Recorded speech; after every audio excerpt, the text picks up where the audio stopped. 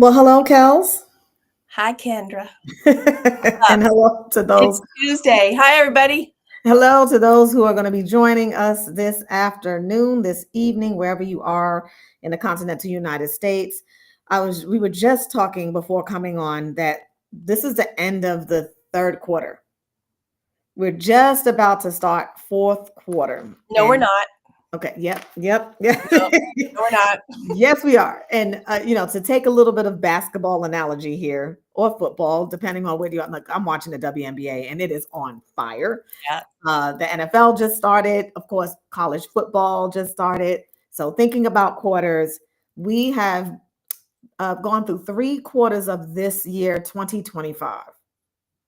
And I love when we are doing our workshops, especially around well-being, and we ask the question, what do you feel? What are you feeling? Right in the moment. I asked that question today of someone and I got like overwhelmed, anxious.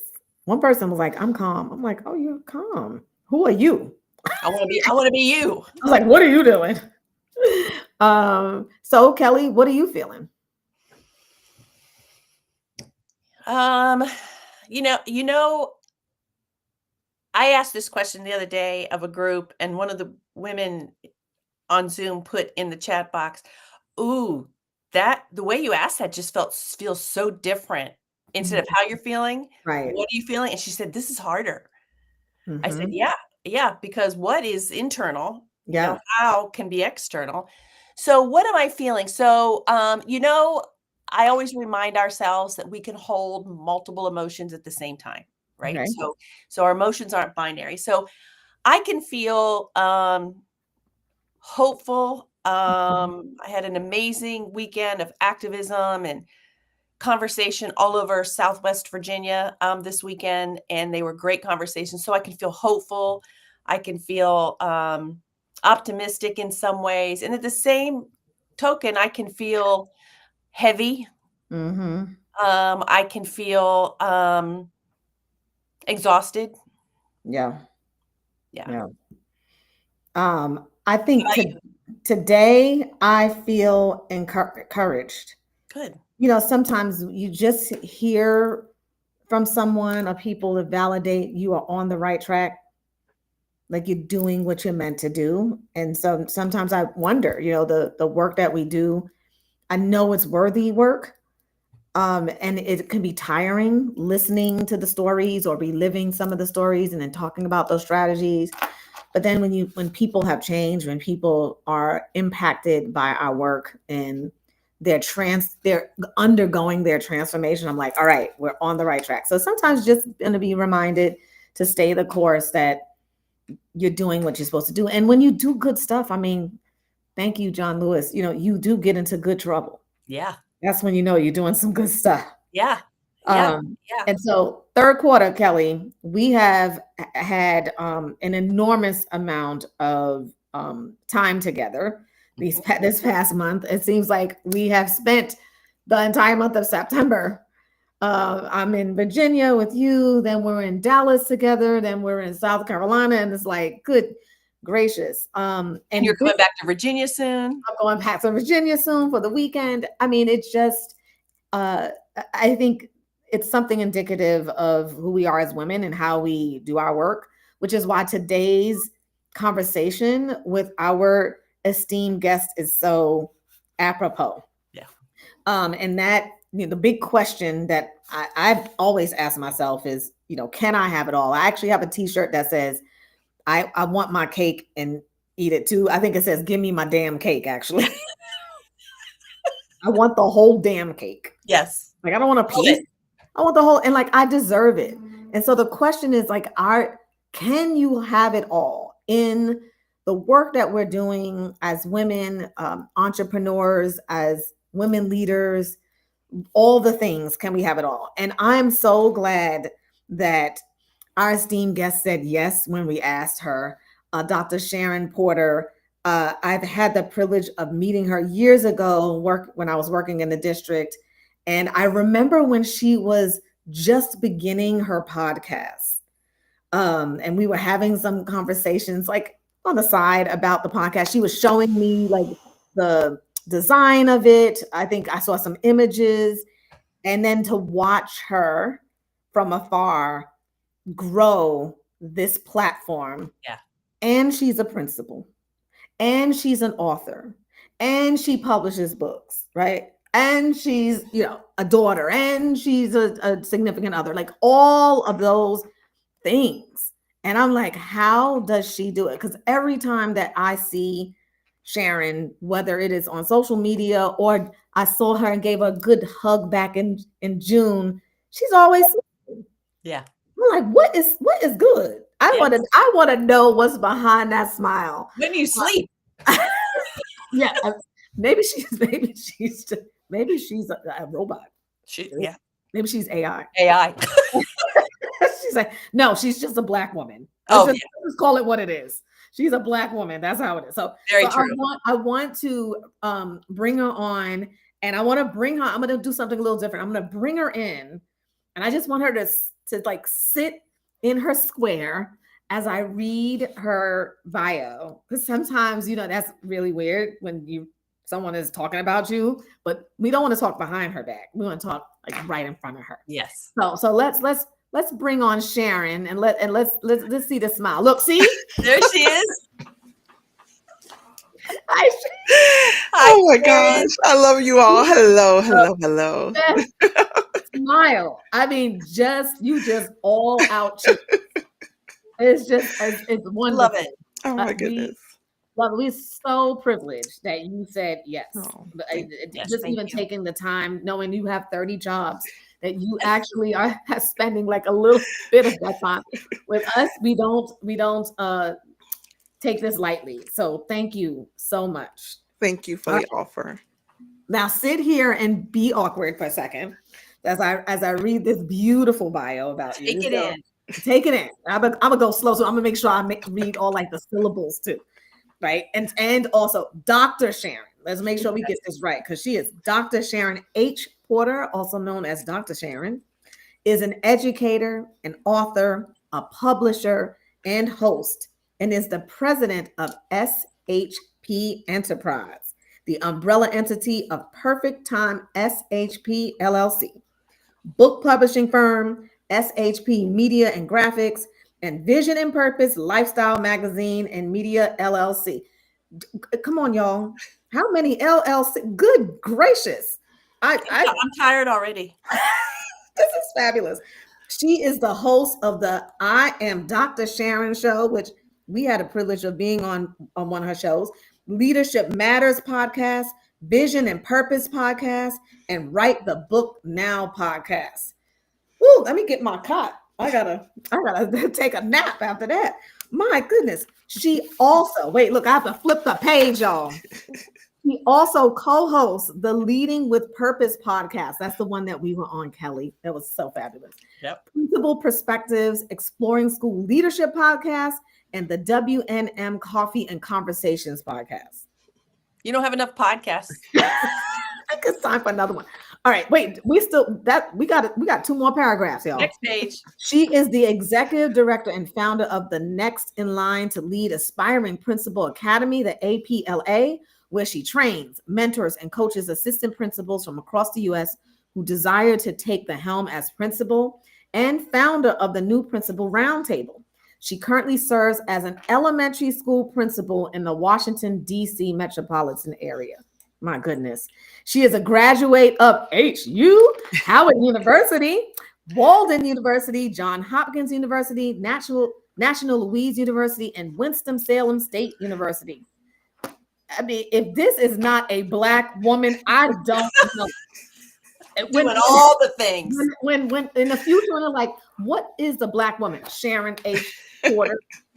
Oh my goodness. She is part of the 2019 cohort of the Harvard University of Education Women in Educational Leadership. My goodness, Dr. Sharon. How you need a nap? Do it? Because I do after reading that. That is, and I mean, it's incredible. So this is like a little off script for a second, because usually we ask the story about what's unwrapped, but I just want you to tell us, like, what do you feel when you hear that read? Oh What my goes through your God. mind? It is overwhelming. It really is. It's like, oh my God, I'm doing all of that. Yeah, and you still smiling. Yes. And So, let's so put it we in context. She's a full-time principal, principal in a public school Yes. and she's doing in all that America. other. In America. Okay, that just right. She's an educator and a principal. So let's dive in, because after reading that, there is curiosity around. So what is, can you have it all, and then how do you balance it? But before doing that, we always ask the question to all of our guests about what unwrap means to you, and we do that by asking a little bit about your journey, like to be Sharon Porter, to be the Dr. Sharon Porter that people expect to see, that you want to show up as. How do you do that? So what does unwrap mean to you? Wow. That's a loaded question. It I really is. know. It is. It's very loaded. When I think about what unwrap means to me, it's really two things come to mind actually. Shedding the double wrapping of race and gender. Mm, That comes to mind because I really think that Black women leaders, in education specifically, often experience what they call double bind, of course, navigating both racism and sexism. And it really means recognizing and naming how those layers have really been placed on you, and mm, that could be by systems, by colleagues, and even ourselves, through self doubt.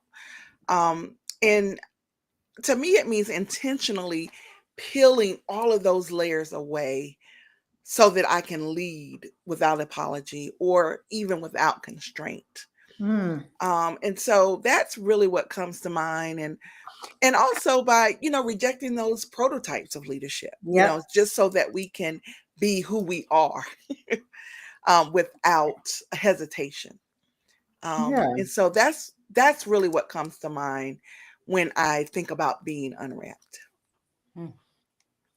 So, I mean, you just said a lot there. There's been this conversation I've been having with a colleague who's in Massachusetts about, W.E.B. Du Bois' idea of double consciousness. Hmm. This what you just described, right? Mhm. All of these layers and intersectionalities and things that, as a Black woman in leadership, you are contending with. And so when you were talking about unwrapped, talking about, that double layer, it's really like this gendered racism and these structures that exist, and how not to like continue to perpetuate the trope. Right. And here's the thing too, like I am an angry Black woman sometimes, right? Like I should be angry, but that should not be the stereotype that it gets wrapped in. Like Right. I should have the right. I have the right to be angry. Agree. And yet we know when we are, what message that sends in the culture that we live in. And so just the fact that we have to do the mental gymnastics to be aware of those things, and that in some cases we withhold because we are so afraid of what might come. And Yes. so being unwrapped is is sort of leaning into that. It's Yes. almost like saying, not that you don't care, but you're gonna get me, All of me. all of me. Maybe that's why you always smiling, because we get all of you. Yeah. But you have to grow to that. Yes. So that's what we want to know. How did you grow to that? Um what about your origin story shaped your leadership path? Wow. First of all, I started as an educator, of course, as a classroom teacher. And Mm, I've always had a love for teaching. I'm talking since the fourth grade. Like literally remember the day in fourth Hmm. grade that I said I was going to be a teacher. wow. And it stuck with me. And so I learned though about the power of effective leadership through my journey. And Mm, so, with effective leadership, it really shapes students and teachers' experiences, right? And so I had to, and that's the part that I had to grow in, because I've Mm. always had the love for teaching, not for leadership. That came Mhm. later. And Okay. so over the years, I think with holding all of these various positions, both at the schoolhouse and at central office levels, each one of those positions really stretched me. And, Mm. and I'm talking about really deepening my commitment, right, to equity and both excellence. But I must say that what shaped me the most is my movement from North Carolina, which is where I'm originally from, Mhm. to the state of Maryland, then back to North Carolina, and then back to Maryland. Hmm. Let me explain, because Yes. Yes. because that really is what opened my eyes. I came from North Carolina to Maryland as a teacher. Mhm. 2008, my father passed. I moved back to North Carolina thinking I was going to move back for good. And I was a principal at that time, though. So I moved in 1995 to Maryland. So in 2008, I became a principal. And Mhm. then 2011 is when I actually relocated back to North Carolina. Okay. That was an eye-opening experience, because Maryland, and where I am specifically in Maryland and North Carolina, is two different worlds. Mm. Okay. And so we talk a lot, of course, about Black women in leadership. That's all I knew in Maryland. I am surrounded by Black women in Mhm. leadership. Mhm. Going to North Carolina, where I was the first African American woman, no, first African American at my school to hold the title as principal, Wow. and the first African American woman in the city where I was a principal in North Carolina. Mm. So that was eye opening for me. And then coming back to Maryland, I appreciated so much more. My Mhm. leadership lens changed Mm. because of that.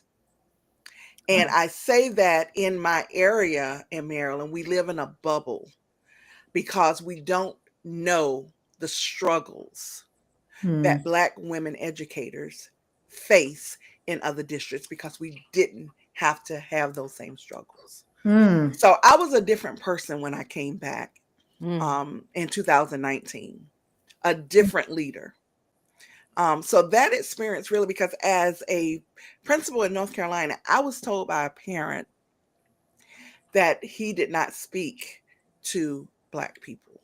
This was in 2011 in Wow. my hometown, nonetheless. Wow. Mm.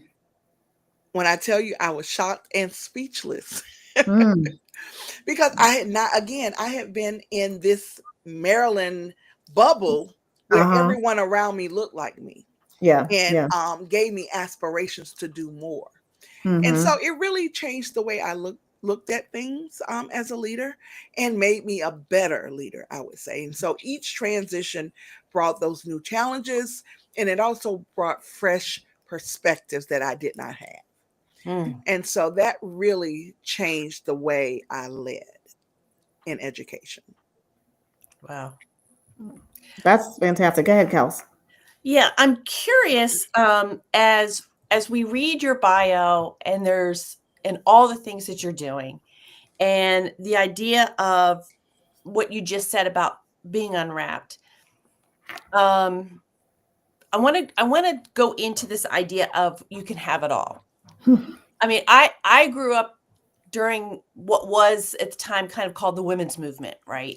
Gloria Steinem and all of them Yes. talked about, you can have it all, you can do whatever you want, and then women are like, yeah, but I'm exhausted and I can't do one more thing. And, you Yes. know, so, so without any, going into any detail yet, when we say, or when we ask you the question, can you have it all? What comes to mind initially for you? Mm. Absolutely. That's what comes to mind. Oh wow, she said Absolutely. absolutely. Okay, we're done. Absolutely. That's the first thing that comes to mind. Absolutely. So say more, because one of Mhm. the number one trainings that Kendra and I are asked to do, especially for women leaders, is around well-being. and the ability to integrate your elements of well-being with each other so that you can thrive. Mhm. And so what we often see is women taking on lots and lots and lots, thinking they can have it all. And then you have to question, are you taking it on because you want to? Or are you taking it on because you think you have to prove yourself? You know, there's a whole Right. questioning around that. Mhm. So keep going with that, but talk about then, how do you maintain a thriving well-being and integrate that into your life? Yeah, first of all, I think you have to define what all means to you, right? Yes. That's the Yep. first thing. Because that's not a simple question. It really isn't, because all means different to different people. I see that question really as an invitation to examine what your competing expectations are. What are those systemic barriers? And what are your own individual power to redefine what all truly means in your life and in your leadership? So I think that's the first step, is defining what all means, right? Yep. And so when I hear that, what comes to mind initially is your professional versus your personal fulfillment. Those are the two things. Like, that's what sticks out to me. And I think that when you think about how leadership really demands, I mean, we know how demanding, especially educational leadership. It demands that, and it competes with your personal roles. We're mothers, we're partners, right? You talked about that. Your daughter, a friend, a Yes. caregiver, a community activist. It goes on and on and on, right? And it could really stir that question: can I lead effectively and still do all of those things? Yeah. And my answer is, again, a resounding yes, because what I found is that you have to put parameters in place. You can have it all, you can't have it all at the same time, right? There you go. Right? Yes. And so that's that balancing act that you talked about, that integration that you talked about. And so Yeah. you have to develop those barriers and those constraints that will allow you to do what you want to do when it's time to do it. So I just think with the barriers in place, you can do exactly everything that you want to do when you need to do it. I just believe that. And I think and you're spot on, because I think that is where during the kind of the Well-being. formal women's Yeah. movement, Oh. you know, that's where we finally came to, I think, Yes. is, yeah, you can have it all, but not all at the same Same time. time. What do you want in every season of your life? Yeah. And you can change your mind. And what I found really profound about what you said is, the two questions is that you have to ask yourself: what does all mean to you? Mm-hmm. For some, all might mean, I'm going to be a principal, and that's all I can do right now. Right. You know? Exactly. And then the other thing that you said is that it's an invitation to examine those barriers.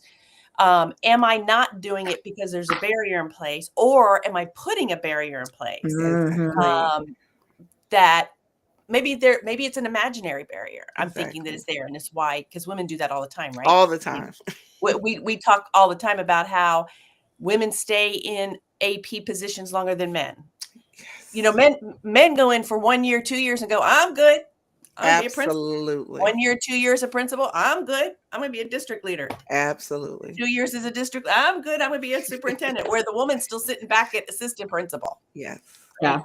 So I think that was the caveat that we finally told ourselves was, yeah, we can have it all, maybe not all at the same time. Yes. Yeah. Absolutely.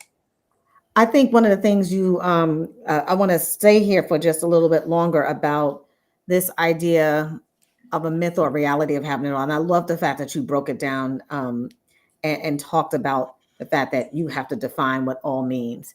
So I'm going to ask you, in your season of your life, your third quarter of this year, Yes.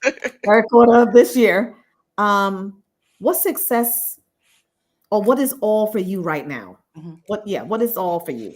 Yeah, and so for me right now, that Yep. means being an effective school leader. And I have to say, Yep. because, and you will hear me keep saying effective, because I believe just being a leader is not enough, right? Yeah. So being an effective school leader, Mhm. and really making that difference, but also enjoying the other things I'll say that really I'm passionate about. I'm Yeah. passionate about podcasting. I love Yeah. it, right? And so, and I found a way to do it, even with the publishing of the books, the Mhm. magazine, right? My many organizations that I'm a part of, right? That's all a part of it. And so all means everything that I'm passionate about, that's what I want to do. Um, Mhm.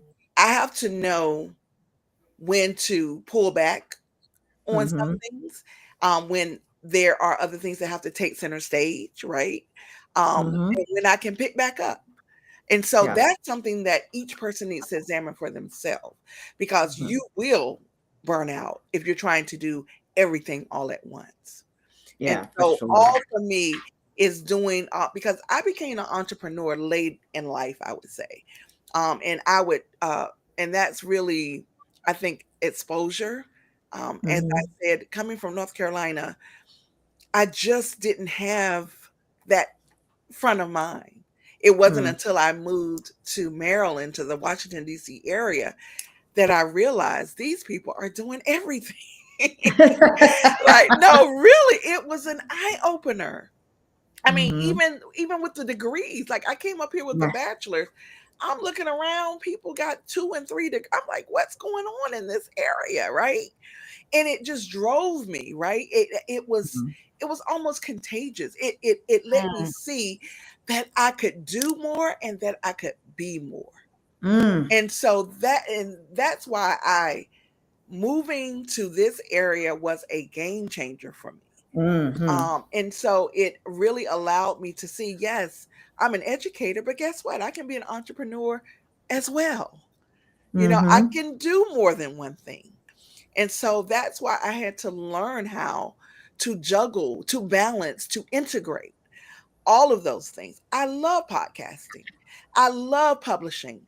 I love the magazine. I love all of those things. And so I have to find time to do each one of them. And so that all in my season right now, that means everything that I'm doing. I love mentoring. I Yep. love leadership development. That's what my dissertation was about. And so I find ways to do it also, and by integrating them, right? And so Mhm. I started a school podcast because I love Right. podcasting so much. And now I'm teaching my students how to do it.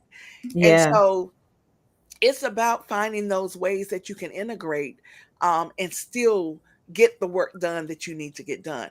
Education is my bread and butter right now, right? And so Yes. Yes. eventually, I have a few years left in this game of education, and I want to go full throttle in my entrepreneurship. And Mhm. so, but I have to do the work now. I have to lay the foundation now. I can't wait until I retire and then try to pick up and do it. Sure. I got to Sure. set the foundation now. And so it really is about that balance and knowing Mm. when, like I said, when you have to pull back on something and when you can rev up and go full throttle. One thing I want the audience to pay attention to is when I was at Gallup and we would talk about how to um, how to get responses from people either in a survey or a poll, or and then what do those responses mean. Um, I want the audience to pay attention to your language, because you use words like I love Yep. podcasting. I Yeah. love teaching. I love being a leader. I love mentoring. You didn't say I like Yes. it. You didn't Yes. say something, I want to try. You talked about passion. Yes. And one of the things we knew from the data is it was very different when somebody said, I love my job versus Mm, I like my job. yeah. And so this integration and this I can have it all, when you love it, and if you just look at strength theory and understanding, is you know, it time stands still when you do it. You just don't, and it becomes effortless, and you make it a priority, and you try to figure out that integration.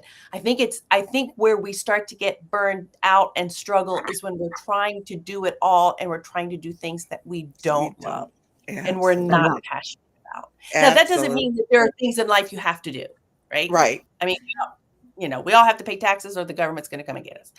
But so we all have certain things that we have to do. But your language is worth paying attention to, because you said, I love it. Yes. And you didn't hesitate. Yeah, I mean, that's a powerful statement around an example of purpose well-being. Yeah, 100%. Which is sort of the top element of well-being. So you opened the door for the next sort of topic around your strategies, your systems, the things that you do in order to thrive. And so one of the questions I want to ask you is, what are some non-negotiables that you keep in place to protect your well-being while leading? Like what is a no for you? What is that's a no for me? Yeah. Moment. A boundary. Yeah. I love that. And I don't have many. I probably need more. But I don't have many. But I think the first one is really saying no without guilt. That is the first one, because that's one that I struggled with in the beginning. Was just saying yes to everything, right? And so really, refusing those extra things that's really going to take you away from your mission, from your purpose, and saying it without guilt. Like, oh, I hate saying it. It's a no. If it's a no, it's a no. And that means that, it doesn't fit with what I'm doing right now. And without hesitation. I think that's probably the one that have most served me well. Yeah, I guess what I would say, a recovering people pleaser. I guess that would be the best way to say that, really wanting to do things because people asked you to do it. But that is the fastest way to burn out, is to do too much. And if I can give an example, please. When I was in a doctoral program prior to getting my doctorate, 2006, I started it, and I tried to do everything that I was doing prior. I tried to do it while I was getting my doctorate. That was a no-go, right? I don't care what it was. My sorority, I was still active in my sorority, still active in my church, still a part of all the organizations, and trying to write a dissertation.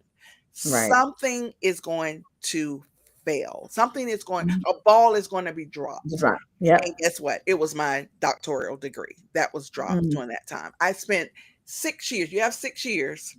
That's right. To get your degree. And for 6 years, 2 of those years, I finished the coursework.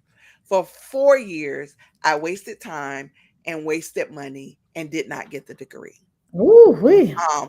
For a total of 6, from 2006 to 2012, because I constantly was saying, yes, yes, yes, I'll do it. I'll do it. I'll do it. Something got dropped, and it was my degree. So when I came back to Maryland, when did I come back? 2013, 14, I came back, started the second time in a different doctoral program. I learned my lesson. It was no to everything. It was no to my sorority. It was no to all of these extra community events, because now my focus was on getting this degree. 2017, I finished with my doctoral degree, because I had to change the mindset. I had to say no to all of the other things that did not serve my mission and did not serve my purpose. And so that, to me, is a clear example. Yes. And I didn't hesitate, because I had learned that lesson. I had that looming bill of 6 years of coursework with and I ended up getting a specialist degree because I had enough credits for that. But the goal was to get the doctorate. Yeah. And Yeah. so I learned from that. So that would be the first thing, definitely, is Mm, saying no without guilt. The mm. second non-negotiable is to get my rest. People do not believe that because they're like, you must stay up all night to get everything done. No, ma'am. No, sir. I do not. Good for you. I do not. I have to get my rest. And Mm. I am like 9 o'clock, real that's late for me. Like by 8, between 8 and 9, I'm trying to be in the bed. Yes, ma'am. Yes. She's like No. that too. I'm the Yes. one that stays up. That is a Kelly can be like, non-negotiable for me. Now, on the other end, I get up early though, but I have to Yes. have that fool's night. Like I can get up at 3 o'clock with the best of them and we'll be fine. But 8 o'clock, it's time for night night. And so, no, that is no joke. I love And hearing that, Sharon. I love yes. it. So oh that my so God. that would be my two non-negotiables. Get my Mhm. rest and to say no to all of these extra things that do not serve what I'm trying to do. So why is it so hard, you think? And we're just going to take, talk specifically around women. Why is it hard for us to release that, to make those boundaries? Yeah. Why was it hard for you at first? Well, because I think it goes back to the beginning of all in Uh-huh. in serving or looking at what someone else's all is versus Mm. what my all is. You know what I mean? And so Oh. looking at someone and looking at all the things that they're doing and think that you have to do all those things. And Mm. when it's not true and you go back to that passion thing, right? Yeah. When it's not what you want to do, it's not going to work. It's not Right. going to last. And so I Mhm. think a lot of people get caught up on looking at your neighbor and Yep. seeing what they're Comparison. doing. Right, exactly. And think that they have to do something because someone else is doing it. Yeah. And that I think you will lose every time if you're doing that. Mm-hmm. Now Mm-hmm. that is powerful. I wrote it down as a question. Are you serving someone else's all Oh, yes, I by love that. by doing that? Because I think that probably the second most asked development that we do is on boundary setting. And Yeah. it's just amazing when we talk to women in that context, how difficult that is. I mean, a lot of it is what you said. I don't want to hurt somebody's feelings. I'm people pleasing. I don't want somebody to be mad at me. I don't, Yes, it's all of those kinds of things. But yes, it's also, if I say no, what's going to be the perception? I'm yes. difficult. I'm not a team player. Player. Um, Yep. if I say no this time, I'll never be asked again. Yes. Mm-hmm. Mm-hmm. When what we know about a lot of the data and research around boundary setting is people actually respect you more when you Absolutely. set boundaries than Right. when you don't, because when you don't, your lack of boundaries is serving them. And then you can't do that whole Yes, all. absolutely. I love Mm-hmm. that. And they always say and we as educators are givers, right? And that Yes. Yes. saying that if you're a giver, you Caregivers. have to set boundaries because takers have none, right? And Right. so, no, like seriously, if you're That's a taker, right. you don't care True. about boundaries. That's right. So if That's right. we as givers don't have any, then we're all our time is spent serving other people doing what they want. Yeah. So yeah, Yeah. I love that. I love that. Mm-hmm.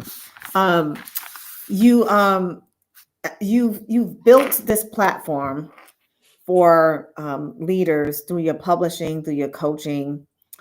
So, what have you been learning Mm, about the power of storytelling? Because there's something about this love for podcasts that you have, and yes, I'm it curious to know, is. like, where is that coming Yeah. from, and what are you one getting out of it, but also what are you hoping that others get out of it by having these platforms? Yeah. Oh my gosh. To me, storytelling is magical. I mean, I believe that it first of all create connections, right? I think when women share their journeys, their struggles, their triumphs, their lessons learned, we build bridges. And, Mhm. and it's almost we connect with others, right? It validates experiences. I just believe that hearing another woman articulate what they've lived through can affirm that you're not alone and Mhm. that your reality is valid because you hear it from someone else, right? Not just Right. your own mind, right? I also think that stories disrupt silence, Mm. and we Mm. have to tell the hard truths. And that's why in all of I have a Women Who Lead book series, Yeah. and that's the one thing, the one criteria that my authors have to share are the hard truths. You have to Mm. include the triumphs as well as the struggles, because and it's so important. I started the Women Who Lead series because I was mentoring middle school girls Mm. a long time ago. A group of girls, they would just get so upset and so defeated when something didn't come out the way they planned, right? I Mhm. began to invite successful, what I deem successful women into my middle school, because they were middle school girls group, so that they can share how they got where they were, so that they can see it was a journey. It wasn't easy, but Right. we don't let hard stop us. That was Mhm. the beginning of the Women Who Lead series. And so by telling those hard truths, whether it's inequities, whether it's bias, whether it's that lived pain that a lot of women experience, I believe that we break the cycles of invisibility. I Yeah. believe that it Mm. allows others to learn, change, and then advocate for what is best for you as a female leader. Mhm. Mhm. I think Mhm. it inspires, right? It lets you see what's possible. So you Yep. might not be at that level yet, but it shows you that you can get there. If my sister did it, I can do it too. Right. If she came through that, I can get through my struggle. So it's Mhm. it's it's almost hope and aspiration. And it just lets you see that yes, there is possibilities on the other side of that struggle. And so that's Mm. why I love storytelling. I don't know where it came from. I can't Right. tell I was like, what? I can't tell you the origin of it, but when I began to, because it started with book publishing, Mhm. book publishing came first, and then I started podcasting. When I began to hear the stories, it did something to me. It Mhm. just I just to elevate the voices of others is just a part of who I am at this time. And so, and I just wanted to take it a step further. That's how I began podcasting. And then I Yeah. began the magazine because I wanted to continue the book, then the podcast, and then I wanted to feature people in the magazine. It is all Right. because of telling others' journey. I just believe in it. And it's really because of validating those experiences, disrupting silences, and then most importantly, inspiring the possibility of what could be. Yeah. I mean, you are connecting to Kelly, thinking about Kristen Neff That's exactly what I was with the thinking. power of radical self-compassion. Mm. And one of the components of self-compassion is common humanity. Oh, And what you described is her description of common humanity, that you have to sit in your suffering. yes. You have to feel it and acknowledge it because you're not the only one. You're not the only It's one. not, it's just, oh, why she says this in her TED talk or her video. She's like, it's just me. It's only happening to me. It's like, it's actually part of life. The ebb and flows up and down. So when you talked about the journey, right? As Yeah. soon as you did that, I did like a squiggly line in my head. Like, yeah, Wow. there's never a point A to B. That dash between the time you're born and the Woo! time you die, it is Yes. not a straight line. It's I don't not even know why they call it a dash anymore. right. I know on my gravestone, that sucker's gonna go Maybe a one squiggly. and it's gonna do that. And then Squigglies. it Yeah. can't be straight, Can't right? So be straight. your dash, that dash, and I absolutely I quoted you, said, we don't let hard stop us. Yeah. Yeah. We don't let hard. And it can feel like it's, I think in this weighty time, this third Yeah. quarter that we're just ending, it can feel like all is lost. Yeah. Because real things are happening, Sharon. It You know, is. people are losing their jobs. Who knows what's going to happen tonight for the Right. shutdown? People are losing Absolutely. jobs. People are living, paycheck to paycheck. Yes. Some of our peers and family members are scared if they're immigrants. Yes. There's so much and all of these things, I think what people are forgetting, ugh, as the adults try to adult, Right. kids are watching. Yes. Children are watching, and children are also experiencing hard very early. Yes. And Yeah. so, even just thinking about, so how do we make sure that children are taken care of? Yeah. The people that we go to work, who we serve, Yes. how are we making sure they're not coming out on the end of this with more traumatic mental health issues? Absolutely. Because it is prevalent right now. I'm talking early Yes. kindergarten, first grade. It is prevalent. Absolutely. Yeah. So we're talking about the platform you're using for the storytelling for sisterhood, but Mm. students have to have a platform too. Yes. And I love the fact that, you got started just having these conversations with young girls, Yes. like giving them the time to hear and to have community with others so they can see there is light at the end of the tunnel. And I think we just, Yeah. we got to do a better job of showing there's light. Yes. Like, yeah, I don't need to be like prophetic, but out of darkness. No, absolutely. That's Absolutely. what happens. Yeah, Kels. Well, and I think we forget that storytelling is data. Yes. Yes. It is data. And I think about the other thing, I was thinking about Kristen Neff too. And if people don't know who she is a researcher out of the University of Texas in Austin, and she's been studying self-compassion for decades. Wow. And so she talks about how this idea of common humanity, to be able to have self-compassion for yourself. And we go into this, it only happens to me. Well, how come always me? And then we hear all of these universal stories and like, oh, it happened to you too? Oh, okay. How'd you get out of it? Oh, okay. Oh, all right. So suffering is, and she says suffering's a part of life. No one said you're going to come into this world, spend however many years you're going to be here, and nothing's ever going to happen. That's all a part of life. Right. And so I think that especially right now, we see a lot of numbers about things that are happening. And I think about, how I spent this last weekend going through rural Virginia and talking to farmers so we see the numbers of what's happening.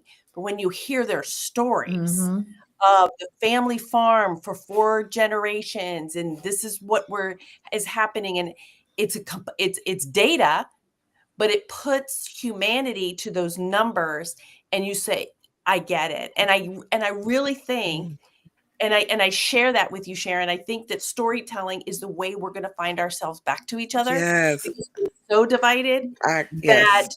that now you hear, oh, me too, Me whether too. you're whether you consider yourself red, blue, whatever. Absolutely. We all are sharing the same Yes. story, and story is going to bring us back to I each love other. it. So Powerful. thinking about the work that you're doing now, what's the stories that you're hearing? What is bubbling up in your interactions with your guests on your podcast? What seems to be a theme that we should be aware of? Yeah, and I have to go back to right now. I work with, I'm a fellow for NESP, diversity fellow. And one of the things that in speaking to several leaders, educational leaders right now, is really that going back to the equity, because of in various school districts, of course, it is non-existent right now.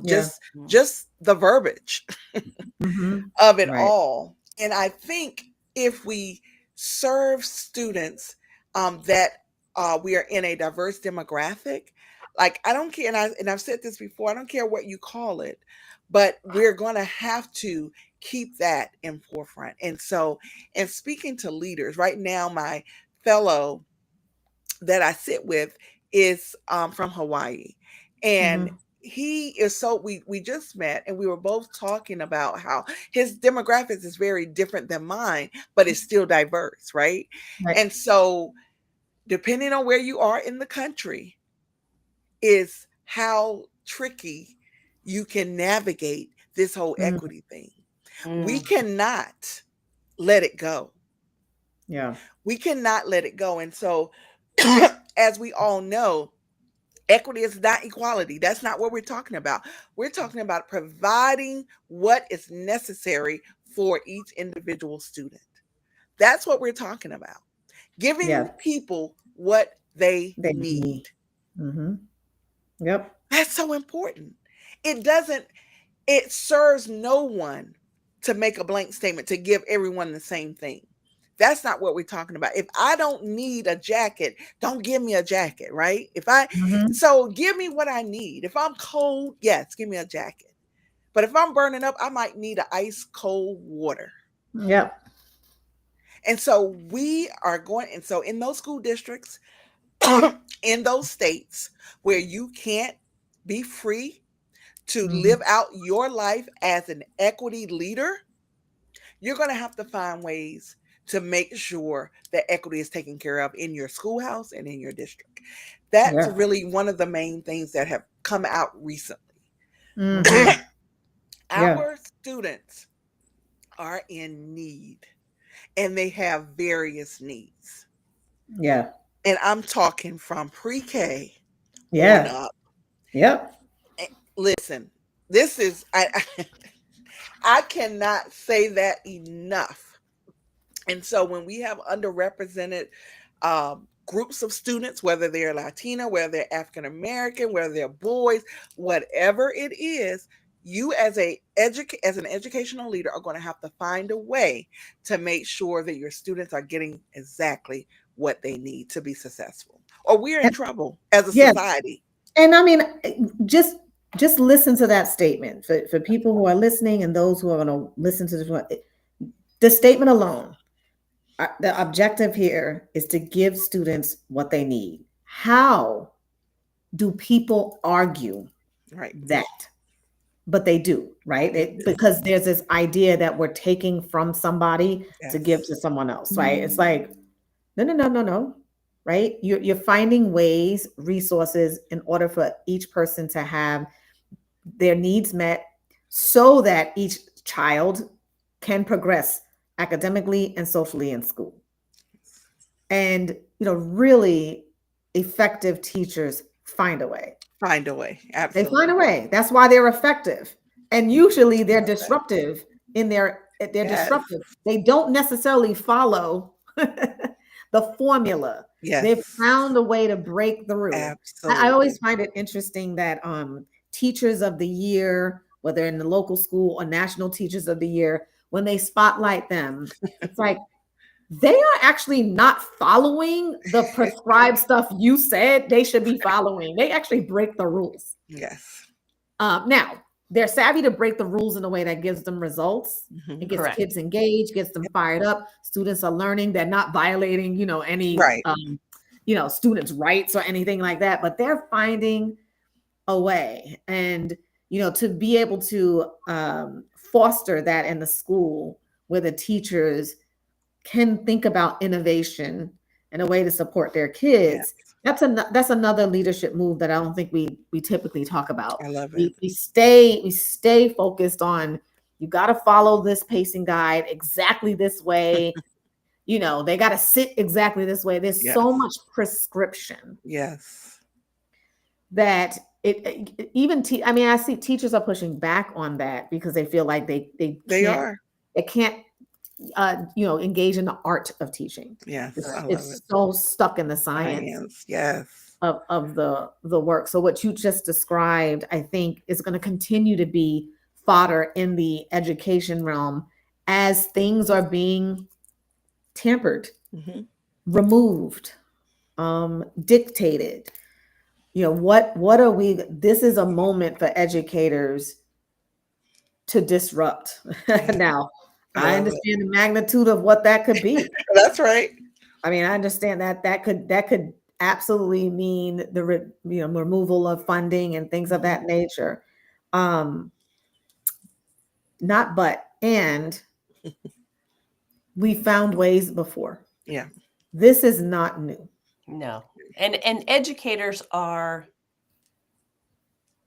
creative, imaginative. Yes. I mean, what you described, Sharon, is the foundation of education. Absolutely. We take kids from where they are when they come to us. We Yes. figure out what they need, and we give it to them. Yes. Yes. So if we say that's the foundation, then we're just going to call it something else. You don't Yep, want us. that's what I. Yes. Yep. You don't That's want us it. to use Call the it three something letters. else. We won't use the 3 letters. Exactly. We're going to call it something else, Yeah. and we're still going to give them what they. We'll just call it education. We'll Yes. just call it teaching.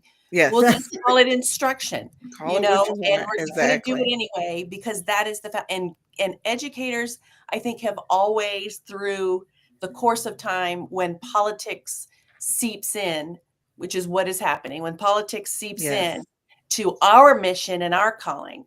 We've been imaginative, we've been creative, we've stayed together and said we are here for one reason and one Yeah. reason only, That's and that it. is to serve students, and we're going to do it That's to it. the best of our ability. And if you don't want us to use those words, we won't use those words. Won't but use those words. we'll Exactly. use something else, and we'll Use do it. something else. That's Yeah. That for sure. And That's I think going back to the topic of this conversation about can you have it all? I'm thinking about children yes. when they're thinking about their future. What's all for them Yes. if they're seeing that the educators are going, well, I can't, right? I can't, and it's like, well, then what is possible if our educators are not courageous Right. to do what's necessary? So as we wrap up, Sharon, two things. One is a piece of advice you would give to a woman who's stepping into her leadership now and maybe is starting to feel the weight, like, can I have it all? That's the first question. And then Okay. the second question, I think, is to our educators. How do we ensure that kids have the possibility of getting it all?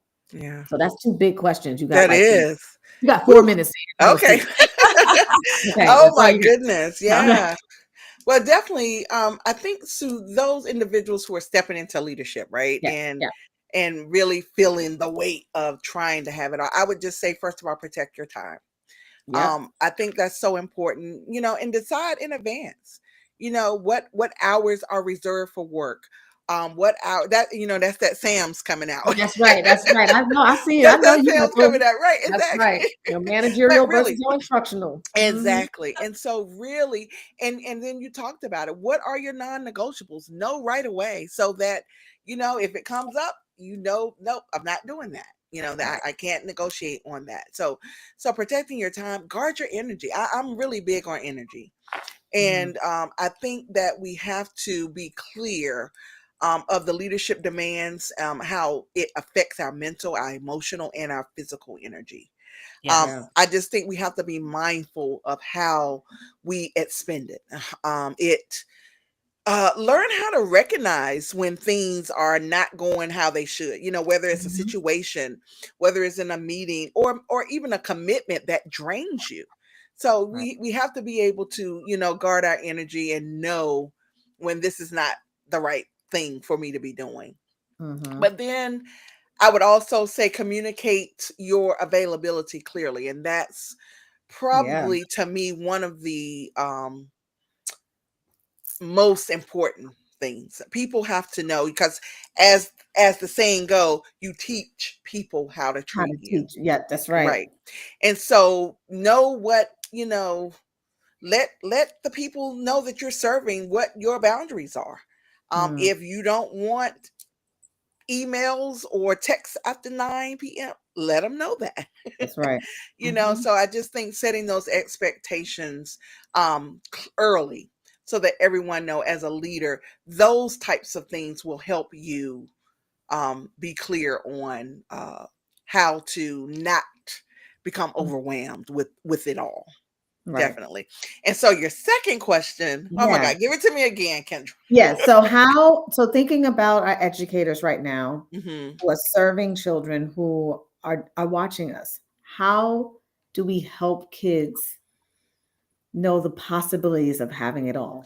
What Yeah. advice would you give to educators right now who are just looking for that inspiration? Yeah, I think you know what, surrounding yourself, I think everyone needs a group of people. I don't care who it is, and we Yep. talked about that sisterhood before. Yep. Yep. I really think you got to have a safe space, people to talk things over with, to share, right? Share best practices with, because one thing for sure, creating the wheel is not what we Mhm. should be doing, right? We Right. should not be inventing, because I tell you, tweaks, you take something from here, take something from there, you make it work for you, for your students, and be courageous in it. We talked about the courageous Yeah. leadership is as an educator, as a teacher, you have to be courageous in your teaching as well. And Mhm. so that comes with researching, reading, listening to podcasts, and trying out new things. You can't. One thing that I hate is a teacher who just used the lesson plan from the year before. Mhm. No, we can't do that, right? Because you have to find out what the needs are of your students. And I Right. think the way to moving the needle for our students is finding out exactly what they need, and then Yeah. finding the way to get that for them. Mhm. Mhm. I think, and you can do that in a multitude of ways. And again, having it's so many groups now, especially on social media, wonderful Sure. teacher groups, right? That you can just post questions and you get a myriad of Mhm. responses that you can try and tweak. Yeah. And so we can't just always use exactly what someone tells us, but we can take what we can, tweak it, Mhm. and Yeah. see if it works. And that's what a researcher does. Yeah. And so I just think really finding out what the needs are and getting what each child needs is how we're going to move the needle. Love it. Excellent. Excellent. Yes. Whew. I know this was so good. I mean, It's I can, fine. we can go and go, but we also are very aware that this is between your 8 and 9 o'clock hour where you're about to I go love it. to bed, and we I do love it. not want to upset your boundary and your I non-negotiable. love it. But I want people to follow you. We want people to know how to watch or listen to your podcast. So Yes. go ahead and do your plug. How can I people love that. find you? Absolutely. And so on social media, two ways. I'm under I am Dr. Sharon, and that's I am Dr. Sharon or Dr. Sharon H. Porter. And that's on Facebook, that's on TikTok, that's on Mhm. Instagram. My name for LinkedIn, Sharon Hargrove Porter, is there. And on YouTube, we're under SHP Media and Broadcasting. And so I would just love for everyone to follow and connect. So thank you, Yes, please. ladies, for Yes. this opportunity. Oh, absolutely. And Oh, well, please, thank you for saying yes. I know you did. I know we could have got one of those no's, but we got it. We It got it. Yeah. aligns with my mission and it aligns with my purpose. I so appreciate it. It has been a pleasure, like getting more and more just talking to you and listening to you. I get better insight and I Yes. understand the smile. You Yeah, are living in your purpose, and I thank you. understand your title, Thank right? you. Purpose is part of the title of your It is. work. It And is. And you so we love what you do. You yes, love what you do. You Yes, love what you do. And with that comes a smile. that's absolutely. right. That's right. Absolutely. This is you have given the dose of inspiration needed to close out the third quarter and Yes. to start this fourth quarter strong. Thank you. And ladies, I want to say thank you for your wonderful book. I enjoyed reading Oh, it. thank you. Thank It you. is really a gold mine. It really Thank you. is. So I just want to say thank you for sharing this with the world. Thank Thank you you. so much. That's our Appreciate it. story. That's our Absolutely. story. That's our love story. Yes. So, Yes. ladies, gentlemen, those who've been watching, thank you again. We will be back next month on October 30th with our next book talk live. And this time we have Dr. Rowe joining us. And the conversation there is we had 300,000 Black women who have lost their jobs. Mm. So, how do we pivot? What does that look like? So, we're going to be talking about shifting, even when we don't want to. What message does that send, and how do we survive through it? So, be back here October 30th. Sharon, thanks again for Thank your you, Sharon. wonderful words of Thank you. inspiration. And everyone else, see you.